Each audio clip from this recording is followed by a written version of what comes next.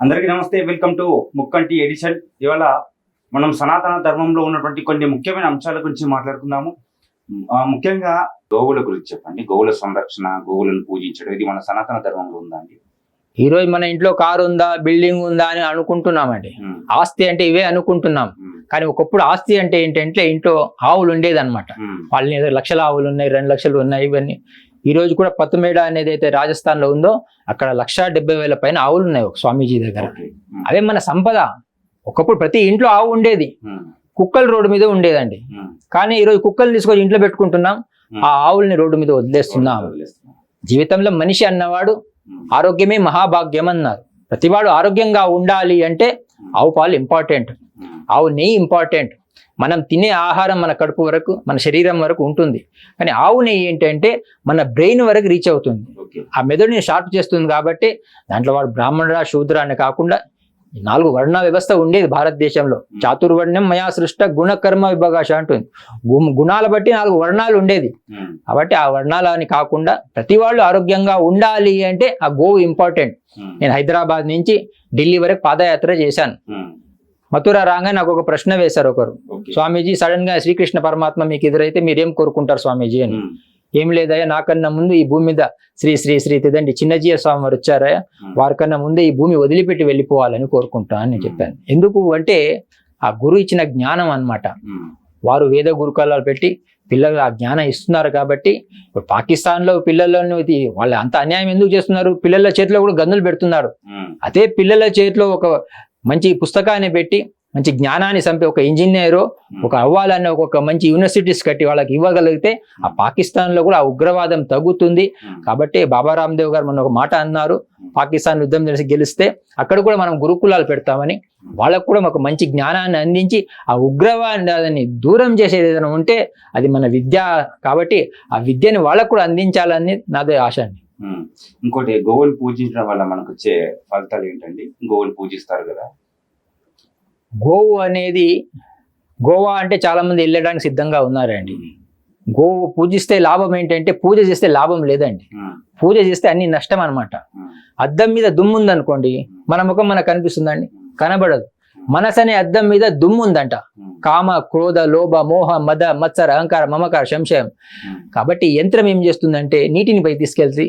మంత్రం ఏం చేస్తుందంటే మనల్ని ఉద్ధరిస్తుంది. కాబట్టి ఆ మంత్రంలో చాలా శక్తి ఉంటుంది. మనం ఆ గురువు ద్వారా ఆ మంత్రాన్ని స్వీకరిస్తూ ప్రతి వాళ్ళు ఆ గోవుని ప్రేమించగలిగితే మనకి ఏదైనా రోగం వచ్చింది అనుకోండి, ఆ గోవు ఏంటంటే దాన్ని గ్రహిస్తుంది అనమాట. మీకు ఏ సమస్య ఉంది, దాన్ని మనం పొద్దున్నే ఎక్కడైనా తీసుకెళ్ళిపోతే ఆ అడవిలో ఉన్న దానికి సంబంధించిన మొక్కలు తిని వస్తుంది. కాబట్టి అది పాల ద్వారా పునః మనకు అందుతుంది. కాబట్టి ఆ ప్రతి ఇంట్లో ఈరోజు ఆ గోవు ఉండాల్సిన అవసరం ఉంది. ఇంటికి పాలు వచ్చాయనుకోండి, నీళ్ళు కలిపినావా అంటాడండి. అదే సాయంత్రం వాడికి మందు తాగాలంటే వాడే వెతుక్కుంటూ వెళ్తాడండి, మరీ నీళ్ళు కలుపుకొని తాగుతాడండి. కాబట్టి చెడుని వెతుక్కుంటూ వెళ్తున్నాం మనం. మంచిని మైక్లో చెప్పాలంట, చెడుని చెవులో చెప్పాలంట. కాబట్టి సమాజంలో ఎన్నో మంచి కార్యక్రమాలు జరుగుతున్నాయి. అలాంటి మంచి కార్యక్రమాన్ని, ఆ మంచి ఆవుల్ని మనం పోషిస్తూ ఆ గో సంరక్షణ అనేది చాలా అవసరం. ఈరోజు ఆ వైన్ షాపులు కొంచెం తగ్గించి ఈ గో సంరక్షణ అనేది కొంచెం పెరిగితే ఈ దేశంలో అందరూ ఆరోగ్యంగా ఉంటారు. తర్వాత ఈ హాస్పిటల్స్కి వెళ్ళాల్సిన అవసరము లేదు. ఎందుకంటే భగవంతుడు ఇచ్చిన శరీరం అనమాట. ఇచ్చేటప్పుడు మనం పుట్టినప్పుడు మనం ఆరోగ్యంగా ఉండాలి. మనం వెళ్తున్నప్పుడు కూడా ఈ శరీరాన్ని అట్లనే ఆరోగ్యంగా అగ్నిలో వదిలేస్తే, మన దేహాన్ని వదిలేస్తే మంచిది అన్నమాట. 16 సంస్కారాలు భారతీయులకు.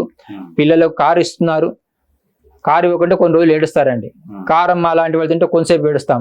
కానీ సంస్కారం అనేది ఆ పిల్లలకు అందించలేకపోతే జీవితాంతం ఆ తల్లిదండ్రులు ఏడవాల్సి వస్తుంది. కాబట్టి ఆ పిల్లలకు మంచి సంస్కారాన్ని మనం అందించగలగాలి. ప్రతి ఇంట్లో గోవు ఉండాలి. ఎందుకంటే వస్తువులు ఎప్పుడు సుఖాన్ని ఇవ్వదండి, వాస్తవం సుఖాన్ని ఇస్తుంది. ఒకప్పుడు ప్రతి ఇంట్లో వస్తువులు చాలా ఉన్నాయి. ఈరోజు బాత్రూమ్ అటాచ్గా ఉండేది. ఈరోజు ఆ రోజుల్లో ఫ్యామిలీ అటాచ్గా ఉండేది. ఈరోజు బాత్రూమ్ అటాచ్ అయిపోయింది, ఫ్యామిలీ డిటాచ్ అయిపోయింది. కుటుంబ సభ్యులు దూరం అవుతున్నారు. సోమవారం, మంగళవారం, శని అట్లా ఆదివారం 7 వారానికి 7 రోజులు అంటారు. కానీ పరివారం ఉంది ఒకటి, కుటుంబం అనేది ఒకటి ఉంది. కాబట్టి భారతదేశంలో కుటుంబ సభ్యులు ఎంత అన్నదమ్ములు ఉన్నా కూడా అందరూ ఆ పల్లెటూళ్ళలో కలిసిమెలిసి ఉండేవాళ్ళు. కాబట్టి ఆరోగ్యంగా ఉండేవాళ్ళు. ప్రతి ఇంట్లో ఆవు ఉండేది. ఆవుతో పాల ప్రొడక్ట్స్తో ఏదైతే ఆవుతో చేసేవాళ్ళో అది గ్రహించి ఆరోగ్యంగా ఉండేవాళ్ళు. కాబట్టి అందరం ఆరోగ్యంగా ఉండాలి అంటే ప్రతి ఇంట్లో ఆవు ఉండాల్సిందే. ఆ మధ్య నేను హైదరాబాద్ నుంచి అరుణాచలం పాదయాత్ర వెళ్ళాను గోవు కోసం. తిరుపతి రాగానే నాకు ఒక ప్రశ్న వేశారు, స్వామీజీ మీరు చాలా బక్కగా అయిపోయారు అండి అని. నేను చెప్పాను, నన్ను చివరికి 4 మోస్తారయ్యా, వాళ్ళకు కూడా ఇబ్బంది అవ్వద్దు అన్నదే నా తపన అని చెప్పాను. కాబట్టి మన వల్ల మనం ఉన్నంత కాలం ఎవరికి ఇబ్బంది కాకూడదు, అందరూ బాగుపడాలని కోరుకునే భారతీయులం. కాబట్టి ఉగ్రవాదాన్ని అణిచివేయడానికి ఏ కార్యక్రమం ఎవరైనా తీసుకున్నా కూడా వారి ఎంబడి ఛత్రపతి శివాజీ యువసేన అధ్యక్షుడుగా నేను ఎప్పుడూ చావుకు ముందు ఉంటాము. ఎందుకంటే మనం చావుకు భయపడే వాళ్ళం కాదు. నైనం చిందంతి శస్త్రాన్ని నైనం ధరతి పావక నా చైనం క్లేదయంత్యాపో నా శోషయతి మారుత అంటుంది భగవద్గీత. శరీరం పోయేదే, ఆత్మ శాశ్వతం అనమాట. మనం అందరం ఆత్మస్వరూపులం అనమాట. అందుకే ఆ యువకులు ఎవరైతే ఉన్నారో ఆ యవ్వనం మహాత్ములతో సంబంధం పెట్టుకోవాలి, ఆ వృద్ధాప్యం పరమాత్మతో సంబంధం పెట్టుకోవాలి. ఈ సంబంధాలే శాశ్వతమైన ఆనందాన్ని ఇస్తుంది. కాబట్టి ఆ యువకులు ఉదయం లేస్తే పూరి అంటున్నారు, సాయంత్రం పోతే పోరి అంటున్నారండి.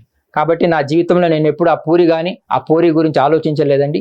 పూరి జగన్నాథ్ గురించి ఆలోచిస్తూ ఆ భగవత్ సంబంధమే శాశ్వతమైన సంబంధం అనమాట. మొన్న ఒక అమ్మాయి నా దగ్గరకు వచ్చింది, ఇక భర్త వదిలిపెట్టారండి, ఆ అమ్మాయి డిప్రెషన్కి వెళ్ళిపోయింది అని. అప్పుడు ఆ అమ్మాయి చెప్పాను, డీప్ రిలేషన్ భగవంతుడితో పెట్టుకో అమ్మా, సంబంధం ఆ భగవంతుడితో పెట్టుకో, అప్పుడు ఆ డిప్రెషన్కి వెళ్ళాల్సిన అవసరం పడదనమాట. జీవితంలో భగవంతుని ఆధారం చేసుకుని బతికే వాళ్ళం మనం భారతీయులం. కాబట్టి ఆ భగవత్ తత్వాన్ని తెలుసుకుంటూ తిరుమల వెళ్ళి లేనిపోరి కోరికలు కోరుకుంటున్నారంట. భగవంతుడికి దిమాగ్ ఖరాబ్ అయిందంట. భగవంతుడు అక్కడి నుంచి లేచి వెళ్ళిపోయాడంట, అడవిలో కూర్చున్నాడంట. మన భక్తులందరూ అక్కడ కూడా రావడం మొదలు పెట్టారంట. భగవంతుడు అక్కడ కూడా వద్దని సముద్రంలో కూర్చున్నాడంట, అక్కడ కూడా రావడం మొదలు పెట్టారంట. అప్పుడు భగవంతుడు ఆలోచించాడంట, ఎక్కడ కూర్చుంటే వీళ్ళు నన్ను వెతకరు అని వచ్చి మనలో కూర్చున్నాడంట. కాబట్టి మనమందరం మనలో ఉన్న ఆత్మ స్వరూపాన్ని, ఆత్మని తెలుసుకుంటూ జీవితాన్ని ఆనందంతో గడపాలి. ఆ మానవ జన్మ సార్థకం కావాలి. తాబేలుకు ఎంట్రికలు ఉండవంట, మొసలికి నాలిక ఉండదంట, పాముకు చెవులు ఉండవంట, పీతకు తల ఉండదంట, చాపకు అరుగుదల ఉండదంట. కానీ భగవంతుడు మనకు అన్నీ ఇచ్చాడు. అయినా కూడా మనకు ఒక మనిషిగా పుట్టినందుకు ఆ మనసు బాగుండాలి. ఆ మనసు బాగుండాలి కాబట్టి ప్రతి ఇంట్లో ఆవు ఉండాలి. ఆవు పాలు ఆ పిల్లలకు అందించగలిగితే మంచిదన్నదే నా తపన. ఆ దిశగా నేను ఆ ఆవుని పెంచుతున్నాను. ఆవు నెయ్యిని నేను ప్రొడక్ట్స్ తీస్తున్నాను. గిద్దర్లలో మాకు ఒక 50 ఎకరాలు ఉంది, అక్కడ అంతా ఆర్గానిక్గా పండించే ప్రయత్నం చేస్తున్నాం. కాబట్టి అటు చాలా మంది ఇప్పుడు ప్రయత్నం చేస్తున్నారు. కాబట్టి సూర్యుడు మారలేదు, చంద్రుడు మారలేదండి, మారింది మనమే. కాబట్టి అందుకే ఆ చెడు నుంచి అందరూ మంచి వైపు మారాలి అంటే ఆహారం బాగుండాలి. కాబట్టి ప్రతి ఇంట్లో ఆవు ఉండాల్సిందేనండి. గోవు పంచకం గురించి ఏమంటారండి? గోవు పంచకం వల్ల కొన్ని ప్రయోజనాలు ఉన్నాయంటారు, ఏంటవి తెలుసా మీకు? ఆరోగ్యంగా ఉండాలి అంటే సాయంత్రం వైన్ షాప్ బీర్ కుర్రవాళ్ళు మందు షాప్కి వెళ్ళారు అనుకోండి, ఆ బీర్ తాగాలి అంటే ఎన్ని తాగుతారండి. కానీ ప్రతి మనిషి ఆరోగ్యంగా ఉండాలంటే ఉదయం లేస్తే ఒక 2 స్పూను ఆ గోమూత్రాన్ని, గోపంచకాన్ని తాగగలిగితే మనిషి ఆరోగ్యంగా ఉంటాడు. మనలో ఉన్న శరీరంలో ఉన్న ఏదైతే చెడు ఉందో అది స్వీకరించడం ద్వారా మనలో నుంచి అది వెళ్ళిపోతుంది. కాబట్టి ఆరోగ్యంగా ఉండాలి అంటే, ఆనందంగా ఉండాలంటే ఆ గోపంచకం, ఆవు మూత్రం ఏదైతే అంటారో అది మనం స్వీకరించాల్సిన అవసరం ఉంది. అది నేను స్వీకరిస్తున్నాను. కాబట్టి హైదరాబాద్ నుంచి ఢిల్లీ నడిచాను, హైదరాబాద్ తిరుపతి నడిచాను అంటే కారణం ఏంటంటే ఆ గోపంచకమే. అది నేను స్వీకరిస్తున్నాను కాబట్టి ఆరోగ్యంగా ఉంటున్నాను. కాబట్టి నేను పెద్ద చదువుకున్న వాడిని కాదు, అయినా కూడా గురువులు చెప్పిన శ్రద్ధగా వింటున్నాను. కాబట్టి విని చాలా మంది జీవితం దండగా అనుకుంటారు, కానీ నేను జీవితం రోజు పండగ అనుకుంటాను. ప్రతి వాళ్ళు కూడా జీవితం రోజు పండగ భావిస్తూ బర్త్డే సెలబ్రేషన్ చేస్తున్నామంటే మనం డెత్ దగ్గరకు వస్తున్నామండి, చావుకి దగ్గరకు వస్తున్నాం. ఆయు కర్మచ విత్తం చ విద్యా నిధనము అచ పంచైతాని విసృజ్యంతే గర్భస్థవ దేహిన అంటారు చాణక్యుడు.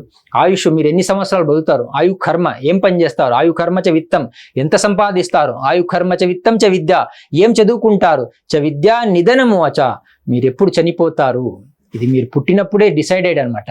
అందుకే ఆ చావు అంటే భయపడకుండా జీవితంలో ఆనందంగా రావాలి అంటే మనం ఎప్పుడు ఆ వస్తువులు పడకుండా పరోపకార వైద్యం శరీరం కాబట్టి 10 మందికి ఉపయోగపడితే మంచిదన్నదే నా తపన.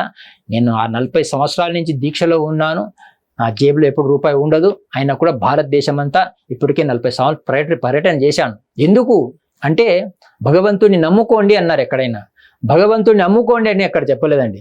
చెప్పులు ఏసీ రూమ్ లో పెట్టి అమ్ముతున్నాడండి. భగవంతుడిని మనం రోడ్డు మీద పెట్టి అమ్ముతున్నామండి.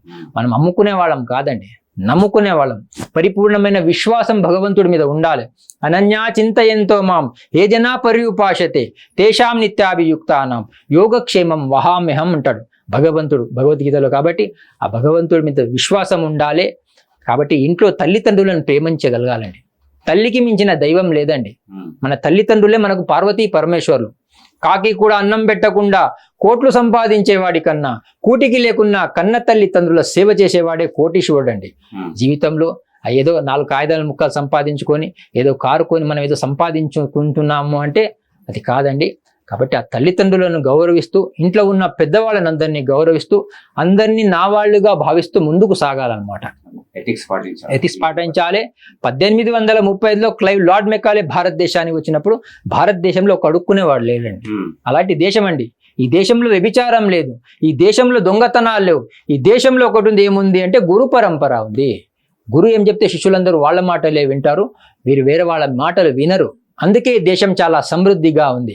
ఈ దేశాన్ని నాశనం చేయాలంటే నాకు ఒక సిస్టమ్ ఇంప్లిమెంట్ చేస్తే 200 సంవత్సరాలు వీళ్ళు కొలాప్స్ అవుతారని ఉత్తరం రాశారండి. అది మెకాలే ఎడ్యుకేషన్ సిస్టమ్ అండి. ఒకవేళ ఇంగ్లీష్ భాష వీళ్ళకి నేర్పిస్తే వీళ్ళ భాష మర్చిపోతారు. వీళ్ళ భాష మర్చిపోతే వీళ్ళందరికీ ఒక భావన ఉంది, వీళ్ళందరూ నా వాళ్ళుగా భావిస్తారు. ఆ భావన ఏనాడైతే కొలాప్స్ అయిపోతుందో ఈ దేశం ఆటోమేటిక్ కొలాప్స్ అయిపోతుంది. ఈరోజు మనకు ఆ భావన లేదండి. అంతకుముందు భారతదేశంలో 7,50,000 పల్లెటూర్లు ఉండేయండి, 7,32,000 గురుకులాలు ఉండేయండి. కాబట్టి ఆ గురు పరంపర, ఆ గురుకులాలు మళ్ళీ రావాలి, అందరూ బాగుపడాలి.